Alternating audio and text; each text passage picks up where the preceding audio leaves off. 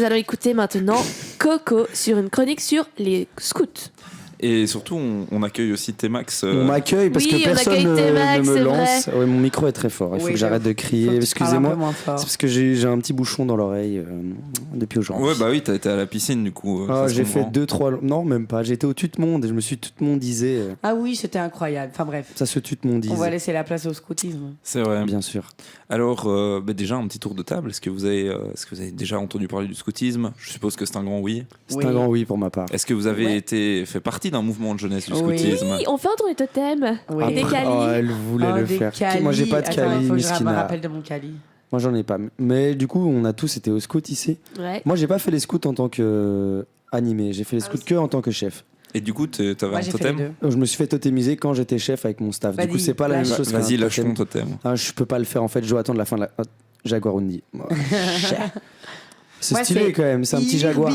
Oh, trop cool. Je suis un petit jaguar. Mais putain, j'ai mon totem. Pardon, redis-le. Moi, c'est Irbis. C'est quoi Irbis ? C'est une panthère de neige. Ok, les félins, la team félin se check en le spi. Ouais, parce que moi, c'est Olingo. Et c'est quoi Olingo ? De la famille des ratons laveurs et des pandarous. Mais la team raton laveur et pandarou te check à distance. Moi, c'est Dono et c'est un cerf des Ardennes. Tu peux presque checker Cyril. C'est marrant, ça me choque pas trop. Ah ouais ? Moi, je trouve que ça te va bien. Ouais. Disons que j'aurais peut-être pas choisi ça, mais que comme tu me le dis, je trouve ça cool. Enfin, ça te correspond bien. Et quel argument. C'est vrai. Et vous tous aussi, le petit jaguar et la petite panthère des neiges, là. C'est mon cri de jaguar. Je sais pas, ça fait quoi comme bruit un cerf, moi, malheureusement. Tu peux faire le brame, mais c'est pas la même chose. Voilà, est-ce qu'on ferait quand même pas la chronique de Coco, les asticules ? On peut faire le brame du cerf aussi, y a pas de problème. Pendant 4 minutes. Fais gaffe, tu vas attirer des meufs. Des CRS. Alicia, attention. Ouais, je sais pas comment. Est-ce qu'Alicia, c'est une biche ? Alors, du coup, on va partir un petit peu sur. C'est quoi le scoutisme ? Le scoutisme, ça a été fondé par Baden-Powell. Le bon vieux Baden-Powell. Eh oui, Baden-Powell. Le frérot le sang. Et du coup, les scouts, c'est un mouvement qui rassemble bénévolement plusieurs jeunes pour animer d'autres jeunes, des enfants pour les enfants. Vous avez compris le principe. Oui. Et moi, je voulais un peu revenir sur les sections qu'il y avait et partager un peu mon expérience personnelle. Les sections, c'est-à-dire par âge ? Exactement, okay. Vu qu'on a... Tu découvres. C'est une question. On a les baladins du thon, tout ça. Ça change un peu en fonction des noms, les 5-7 ans. Puis après, on a les 7-11 ans, louveteaux, lutins, tout le tralala. Puis les éclaireurs, guides aventure qui sont... 12-15 ans, si je ne m'abuse. Genre les pio. Mais ça varie en fonction des unités, mix, non mix, tout ça. Et puis on a les pionniers qui sont à peu près 15-17 ans, pionniers horizon. Et puis après, on devient animateur. Je suis méga éclaté, bonsoir. Mais tu peux pas. Du coup, on a les. Moi, honnêtement, j'ai animé 3 sections sur 4. Et t'as fait lesquelles du coup ? J'ai fait baladin, éclé et pio. Moi j'ai fait juste les louveteaux, mais les louveteaux c'est incroyable, surtout les louveteaux mixtes. Et toi Cyril, t'as été animatrice ? Ouais, mais moi j'étais animatrice pas trop en fait. En vrai, j'ai bougé. Aïe. Mais c'est moins pire que les scouts libres. C'est quoi les. Non, les puras. Ah non, les scouts d'Europe, c'est encore trop, pire ça. En vrai, mais de toute façon. Et les chocards rouges là, les. Coco, on va pas se mentir. Socialistes. Chaque section avait une autre forme de mouvement de jeunesse qu'on détestait sans raison. Oui, je suis tout à fait d'accord. Nous, c'était les puras, il y en a d'autres, c'était les pas trop. Je pense qu'il y en a qui aiment pas juste d'autres sections pour ça, mais voilà, ça renforce l'esprit groupe, c'est génial. C'est ça. Mais du coup, on va parler un petit peu des sections. Il y a les baladins. Ils sont incroyables, les baladins. Les baladins, moi, d'avis personnel, je suis un petit peu biaisé par rapport aux baladins parce que je trouve qu'ils sont encore très petits. Trop petits, peut-être trop petits. Sachez que j'ai appris le scout ball à mes baladins. Oui, mais c'est incroyable. Faut savoir que Kenza est vraiment une malade. Mais du coup, le scout ball avec des baladins, wesh. Du coup, on expliquera le scout ball après. On le jouait avec les éclaireurs. Alors, les permis, c'est pas mal non plus. Hein. Être un baladin, c'est quoi ? Un baladin, c'est quand on est tout petit, on arrive, on a souvent les parents qui nous inscrivent au scout enfin qui nous inscrivent et on se retrouve souvent un petit peu entouré de plein d'autres petits mômes de 5 à 7 ans et on se demande un petit peu qu'est-ce qu'on fait là.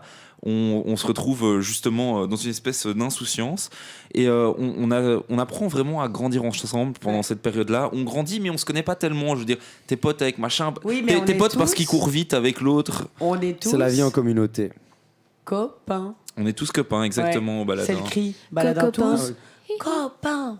J'ai jamais été au bal. Mais du coup, voilà, c'est vraiment, moi je trouve, c'est comme quand on est très très petit, on a vraiment ce moment où on se dit, on a papa, maman, on est un peu très seul. Et vraiment, je pense que c'est ce qui m'a permis de me rendre compte qu'en fait, il y a d'autres enfants sur Terre et il n'y a pas que moi et ma sœur. Mais non, mais c'est vrai. Oui, c'est vrai qu'aller vers l'autre, c'est un des apprentissages clés des baladins. Et moi, je trouve que c'est un des trucs qui est le plus chouette, c'est qu'en fait, tu apprends à sociabiliser, mais dans les plus beaux et jeunes moments.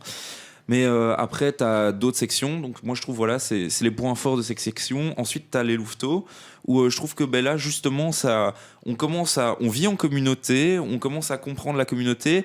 Il y a des petites complexifications dans les relations. On se dit que c'est pas parce que tu cours vite que. Il y a un écartage aussi très différent. C'est pas parce que tu cours vite que tu es aussi stylé que ça. Ouais, exactement. C'est dur à dire ça. Concrètement, chez les baladins, il y a 2 ans de différence. Donc, tu as les premières années, les deuxièmes. Alors que déjà, tu arrives au louveteau et tu as les premières, deuxième, troisième, quatrième. Je crois que ça change blindé. Et entre 4 ans de différence, moi, pour avoir été animateur pour les filles de 7 à 11 ans, je sens vraiment que. 11 ans, on se rend déjà compte. Hein. Ouais, moi, les mobiles, TikTok. Les filles de 11 ans, il y a vraiment moyen d'avoir des vraies conversations avec elles sur des sujets. Genre Emmanuel Macron, l'Ukraine. Exactement. Oui, alors que les baladins, nous, c'était c'est lequel ton magasin préféré? Moi, c'est Carrefour. Et moi, c'est Deleuze.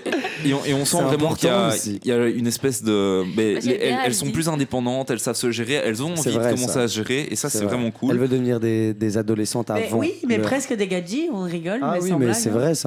Quand je dis TikTok, c'est pas pour rire. Hein. Ah non, mais moi j'étais chef louveteau et les louveteaux de 12 ans, du coup, c'était presque des petites meufs d'humanité, tu vois. Genre, je sais pas comment expliquer, mais le cliché de petites meufs d'humanité, tu vois, elles veulent, c'est normal. Clairement. Moi j'étais au lutin et du coup, il n'y avait pas encore la section lutin. Du coup, en fait, c'était lutin de 6 à 12 ans. Donc de première comme des à 6e primaire. Un peu plus jeunes, quoi. Et on était au lutin. Et du coup, tu voyais la différence entre le début quand tu rentres et puis les grands. Mais du coup, moi je trouve qu'on passe vraiment de cette section-là, pour l'avoir vu, les 7 ans, ils sont vraiment dans leur. Oui, ils sont vraiment. Ils pleurent la nuit parce qu'il y a papa, maman. Alors que les 11 ans, ils dorment, ils se réveillent le matin en mode let's go aller prendre mon petit-déj, ça va être nickel. C'est 2 salles, 2 ambiances. Et vraiment. Moi je trouve que c'est une des plus belles sections parce que voilà, c'est complètement biaisé parce que je suis depuis 4 ans là-dedans, mais je trouve qu'on peut encore raconter des histoires et faire des choses. Ah oui. Et l'imaginaire est toujours prenant. Elles réfléchissent et elles arrivent quand même à se plonger dans un univers là où justement les sections dessus, comme je vais en parler juste maintenant, mais les éclaireurs, guides d'aventure, c'est plus les chefs nous saoulent, on a envie d'être un peu indépendant, tout ça, et ils y croient plus à ces histoires-là, même si les chefs le font toujours. Il y a plus cette envie et il y a vraiment une espèce d'avoir envie de devenir encore plus indépendant et encore un plus grand développement de la personnalité. C'est à ce moment-là, c'est l'adolescence, on rentre dans les conflits, la puberté, tout ça. Mais je trouve que c'est aussi un des plus chouettes moments parce que on apprend à faire des constructions, faire des trucs un peu d'adultes. On commence tout doucement à rentrer dans le truc d'adulte où c'est nous qui construisons notre même propre dans l'autonomie en fait. Tu leur donnes de l'autonomie et c'est différent. Genre. On leur donne de l'autonomie, c'est toi qui fais ton propre feu pour te faire à manger, tu t'apprends à partir en hike, en patrouille. Et ils font leur propre feuillet aussi. La vie en groupe, c'est comme en ça. vrai, on pense que tout s'apprend, mais quand ils doivent maintenant taper une feuillet à 4 alors qu'ils s'entendent pas, là vraiment t'apprends un max sur la vie. C'est un délire. Surtout même c'est comme un travail de groupe à l'UNIF, mais et c'est vraiment de la débrouillardise quoi. En vrai, quand t'as projet, t'apprends comme au scout, et on voit qu'il y en a d'ailleurs beaucoup qui ont fait les scouts, qui vont en quota à projet, t'apprends dans une situation où t'as peut-être pas envie d'être, où tu as besoin de la résoudre, et même parfois avec des gens dont t'as pas envie, tu dois t'adapter quoi. Par exemple, moi je te déteste et au final regarde, on fait une émission et ça se voit pas du tout qu'on se déteste. C'est vrai, mais après on va se taper. Bon, après j'ai 2 animés qui se sont cassés au milieu d'un jeu comme ça parce que justement donc c'était les chevaliers, donc c'est les louveteaux, enfin un peu plus grands, entre louveteaux et éclaireurs. Et du coup en fait donc on faisait un jeu d'attaque de camp, etc. Tout le monde était trop content, sauf qu'eux ils étaient pas dans la même équipe et donc du coup c'était en mode ah non. Et à un moment donné pendant le jeu, donc c'était dans un bois avec des champs, etc. Du coup on les laisse assez autonomes, ils sont grands. Et là, on les voit pas. On se dit, où est-ce qu'ils sont? Et les autres sont ah, mais ils sont allés jouer sur la prairie à côté. Et du coup, ils s'étaient cassés. Ils étaient dans 3 prairies plus loin, en train de jouer à leur jeu. C'est incroyable. C'est pour ça qu'on aime les scouts aussi, quand même. Ouais, il y a vraiment ce truc d'exploration où, justement, moi, je me souviens, j'ai aussi des souvenirs de. On allait 3 champs plus loin pour aller voir un peu ce qui se passait.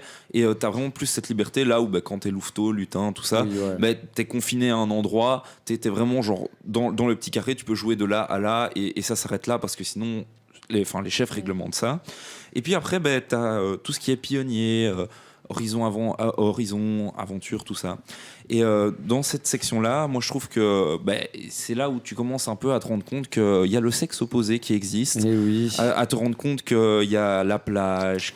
Mais ça dépend, parce qu'il y en a qui votent pour les non-mixtes. Hein. Et ça, c'est vraiment moi, le grand débat. Je suis dans du non-mixte, mais pour avoir été rien qu'avec des mecs. Le mix c'est génial, j'étais dans du non mixte et franchement pour avoir été rien qu'avec des mecs, on s'est super bien marré quand on est parti en camp, on a été à la plage, on a passé des super moments. Je crois que chacun trouve ce qui convient, mais moi je me suis tellement beaucoup plus éclaté dans du mixte. Moi aussi. Mais moi, ce que je voulais dire, c'est que vraiment, tu vois, dès qu'il y a une fille à ce moment-là et que t'es dans un groupe non mixte, tu te dis. Enfin, il y a vraiment tous les mecs qui sont là. Oh, une fille. Et en même temps, ça aide aussi de dédramatiser, de dire oh, une fille. Parce que comme tu vis avec des filles, en fait, la fille ne devient plus une fille, mais devient une pote. C'est pour ça que les scouts mixtes, au final, il y a plus de gens qui se gèrent, certes. Mais les garçons qui sont en scouts mixtes, et même les filles, ont beaucoup plus de facilité à interagir avec l'autre sexe parce qu'ils sont obligés de faire les jeux ensemble, ils font des équipes ensemble. Donc, la timidité que tu as par rapport à l'autre sexe est effacée grâce au scout. Surtout que si tu veux pécho, on va pas se mentir, tu péchoras, tu vois, genre. Oui, les je veux dire scouts, surtout que je suis désolée, mais je trouve que les plus gros incestes d'unité, c'est les scouts, c'est les pis. C'est les pis, mais c'est surtout les pis qui n'ont jamais été ensemble. Genre ceux qui ont tout le temps grandi ensemble, je trouve qu'il y a beaucoup moins de soucis, alors que quand ils ont été séparés toutes leurs années, dès qu'ils se retrouvent, bam, couple. Je suis pas 100% d'accord avec ça. Ok, bah moi. C'est parce qu'après, ça fait les petits couples. Non, c'est quand même sorti avec mon pote. Disons que moi j'ai eu des couples. Dans mes unités, unités, j'ai eu 2 couples aux éclaireurs. Bah ils ont pas tenu, mais il y en a plus eu après. Alors que j'ai l'impression que quand ils sont séparés, faites du et tout, dès qu'ils se retrouvent, c'est genre une fille, un mec, on y va. Jure. Ils disent ça, à mon avis. Quand on était séparés avec les guides et les scouts, dès qu'on passait devant leur local, c'était pou pou pou pou. Ok, mais du coup, il y a aussi dans les pionniers, moi, ce que je trouve aussi très important, c'est il y a tout cet aspect où tu es un petit peu, tu apprends à devenir chef, tu apprends à gérer une section, mais tu apprends aussi à t'amuser et à profiter de la vie. Et c'est des aspects qui sont très importants pour cette section-là. Et au final, tu es un peu comme un stagiaire, comme ça, dans un endroit où tu te rends compte que, en fait, tu dois un peu te taper parfois des tâches de merde ou des trucs pour pouvoir devenir chef et pouvoir profiter du plein truc. Mais, et donc, après, tu passes à la dernière section, qui est la section... chef, où justement après tu choisis un petit peu si tu as plus aimé une section ou une autre et tu découvres un petit peu. Mais parfois tu choisis pas, parfois c'est là où il y a de la place. Et je viens de me faire taper en live. Voilà, et du coup tu te retrouves dans une section où tu vas aller animer et un petit peu retransmettre tout ton savoir de tout ce que tu as vécu. Et ce que je trouve qui est vraiment marrant, c'est qu'en fait tu te rends compte que les chefs qui t'animaient galéraient sa mère à faire des jeux, et en fait tu te fais à remettre les mêmes jeux ou à essayer de mettre à jour leurs jeux, faire des nouvelles inventions. Mais en fait, moi je trouve que c'est ça qui est le plus beau dans les scouts, c'est que tout ce que tu as appris pendant 15 ans sans vraiment l'apprendre, vu que tu as passé beaucoup de temps à t'amuser, et tu vas essayer de le retransmettre aux autres pour que la génération continue et que c'est la transmission du savoir, en fait. Exactement. Et ça, c'est beau.